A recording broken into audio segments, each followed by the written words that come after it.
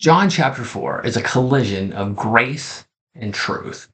It's the moment that Jesus steps into enemy territory, sits beside a forgotten woman, and reveals the heart of God in a way that no one saw coming.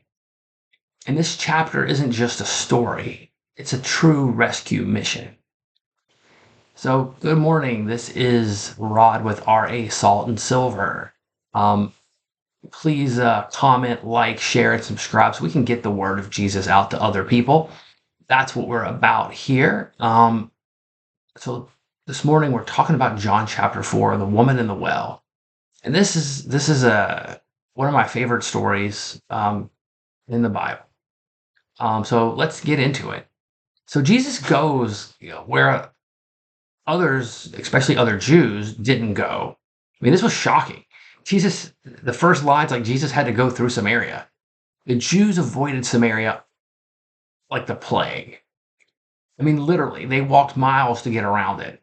Jesus walked straight into it. Why? Because there was a woman that he needed to reach. She thinks she's beyond all reach. Jesus wanted to make sure she didn't stay unseen. And he's not afraid, wasn't afraid of her past, and he's not afraid of ours either. He's not intimidated by our shame, and he goes straight to all those places that we try to avoid. So, the story goes, it was noon. It was the hottest part of the day. And no one's going to go draw water during that time unless they're hiding from people. And she was alone, carrying a jar and carrying a lot of baggage that she didn't hope anybody would bring up. So Jesus asked her for a drink of water, and not because he was thirsty, because he wanted to open her heart. Now, here's the thing. She was also very shocked that a Jewish man was going to speak to a Samaritan woman. That was unheard of in the time. But Jesus didn't care about cultural norms or cultural rules. I mean, he was bound by divine purpose. And he tells her, if you knew who you were speaking to, you would ask me for living water. But she doesn't understand. But he wanted to make sure he could wake her up. So then Jesus goes straight to her hiding place and says, go call your husband. And she says, I have no husband. And he nods and goes, you're right. You've had 5. And the man you're living with now isn't your husband. But he doesn't say it to shame her. He's doing it to free her. Because Jesus is the only one who can expose your truth without destroying your soul. And then he reveals her wound right there. So he can heal the wound also.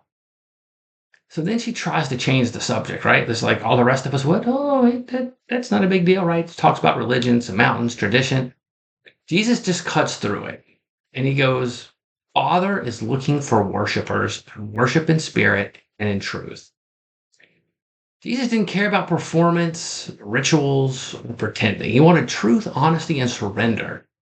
And he wants that from us too.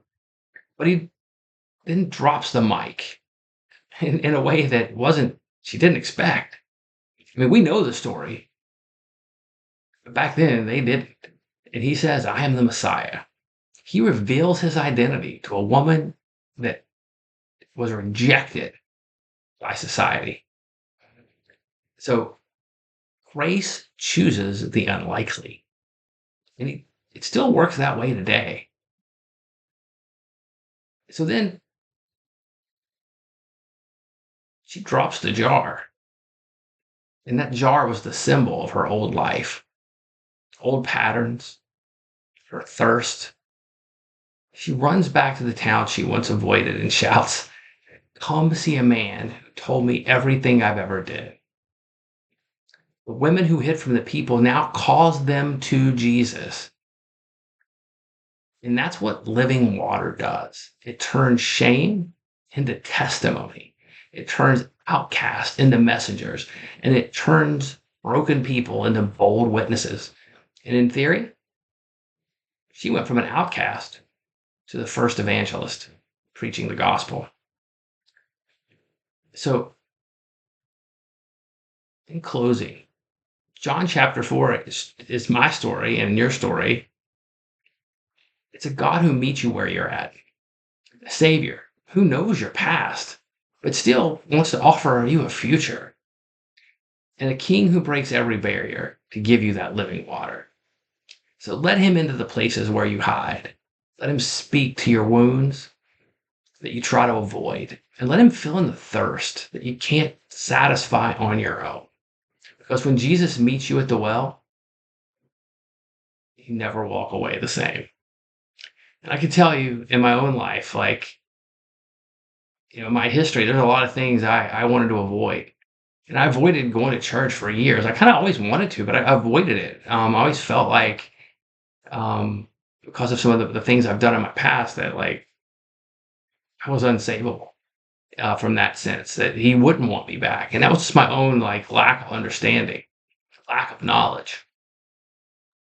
But Jesus wants us. He knows us, and he still wants us with him. He wants that relationship. So once again, this is Rod with Salt and Silver. If you have any questions, comments, please like, subscribe, comment. If you have any questions, don't hesitate to reach out. If you need to learn more about Jesus, I'm here to help. But thank you for listening, and have a great rest of your day.